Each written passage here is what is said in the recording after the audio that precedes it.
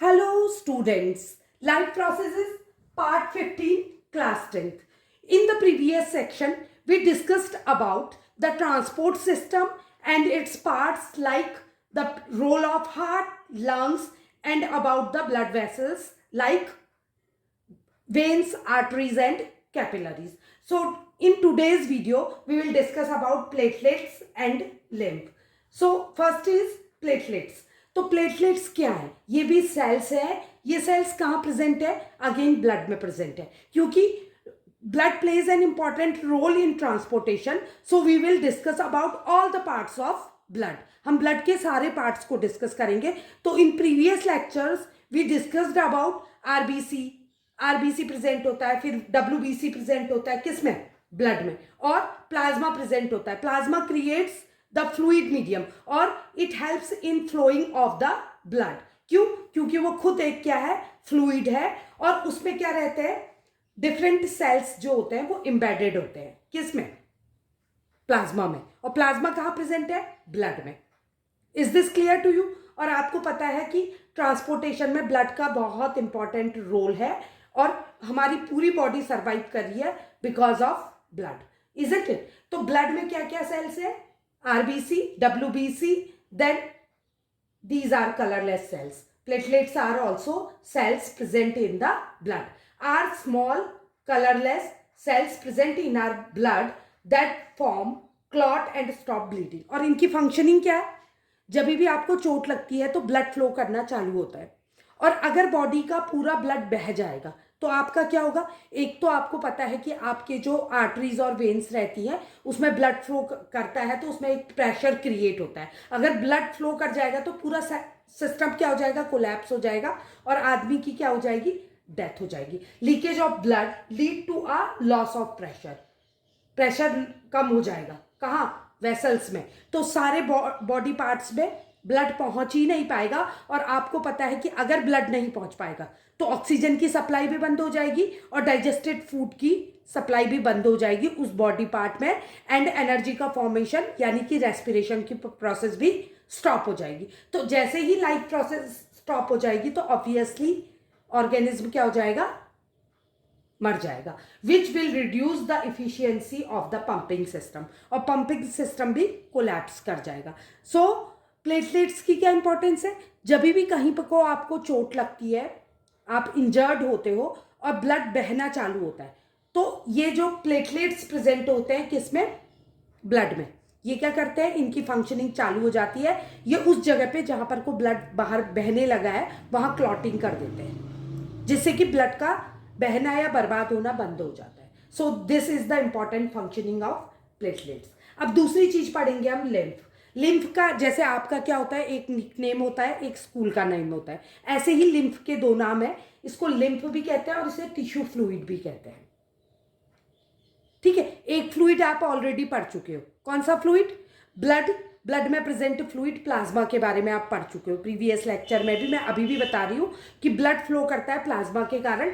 तो ये भी एक तरह का फ्लूइड है. फ्लूइड का काम क्या है? फ्लो करवाना चीजों को. ठीक है.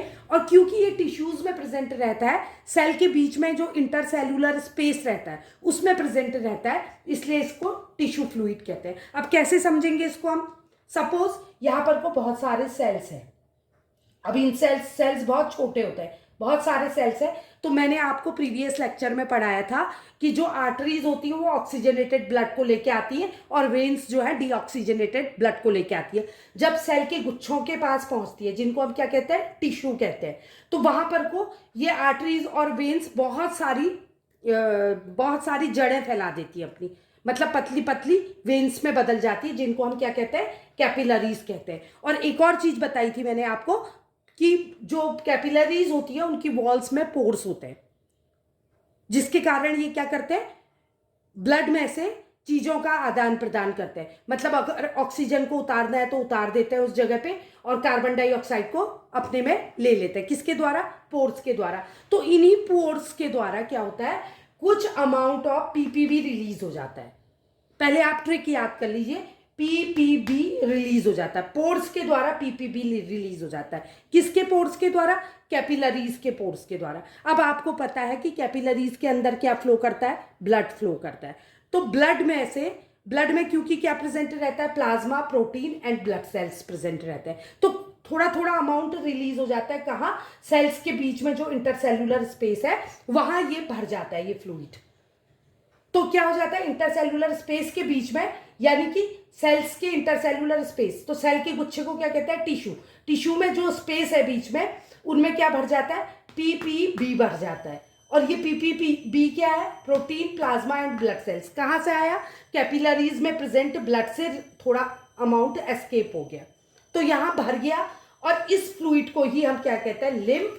और इसको टिश्यू फ्लूइड भी कहते हैं। क्यों कहते हैं? क्योंकि ये टिश्यू के बीच में भरा रहता है, इसलिए इसको टिश्यू फ्लूइड कहते हैं। प्लाज्मा, ब्लड के अंदर प्रेजेंट फ्लूइड को हम प्लाज्मा कहते हैं, और ब्लड के बाहर टिश्यूज के बीच में, इंटरसेल्यूलर स्पेस के बीच में भरे हुए फ्लूइड को हम टिश्यू फ्लूइड कहते हैं।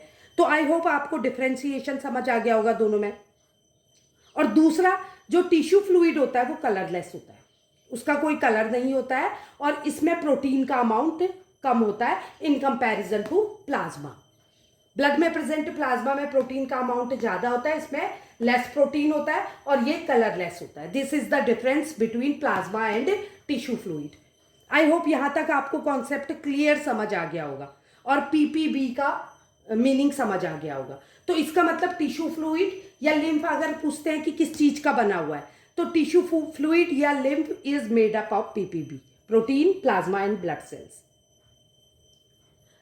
अच्छा, अब इसकी फर्दर चीजें देखते हैं। लिम्फ जो कि कहाँ प्रेजेंट रहता है? मैंने बोला था इंटरसेल्यूलर स्पेस में। किसके? टिश्यूज के, इजंट इट? तो ये जब इंटरसेल्यूलर स्पेस में भरा रहता है फ्लूइड, तो फ्लूइड की फंक्शनिंग क्या होती है? फ्लो करना। ऑब्वियसली जहां फ्लूइड प्रेजेंट है वो फ्लो करेगा, तो ये फ्लो करके ड्रेन होता है कहाँ? लिम्फेटिक कैपिलरीज में। ये कुछ कैपिलरीज के अंदर चले जाता है। उन कैपिलरीज को जो किसको कैरी करती है? लिम्फ को कैरी करती है। ऐसी कैपिलरीज को हम क्या कहेंगे?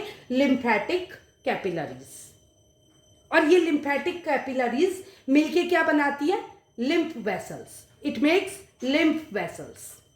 मतलब ये भी वेसल्स का फॉर्मेशन करती है, जो किससे मिलके बनी होती है? लिम्फेटिक कैपिलरीज से। और ये लिम्फ वेसल्स कहाँ ओपन होती है? लार्ज वेन्स में, बड़ी वेन्स में, मतलब बड़ी जो वेसल है उसमें खुल जाती है। Is this clear? अब लिम्फ की फंक्शनिंग क्या है? ये काम क्या करता है? क्यों प्रेजेंट है हमारी बॉडी में? हमारी बॉडी के अंदर जो भी चीज प्रेजेंट है उसकी कुछ ना कुछ फंक्शनिंग है। तो हमारा लिम्फ क्या काम करता है? क्योंकि ये कहाँ प्रेजेंट है? इंटरसेल्यूलर स्पेस में। ये क्या करता है? It carries digested and absorbed fat from intestine and rest of the lymph comes back to blood from intercellular space. मतलब क्या काम है इसका?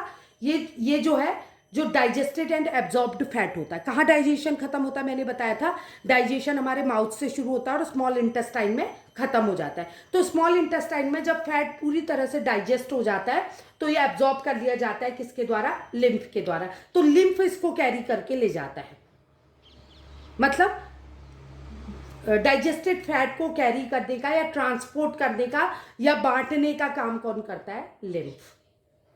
ठीक है। और रेस्ट ऑफ द लिम्फ, और जो बचा हुआ लिम्फ होता है, जितना लिम्फ का यूज हो गया किसमें? फ्लो करने में, किसको? फैट को।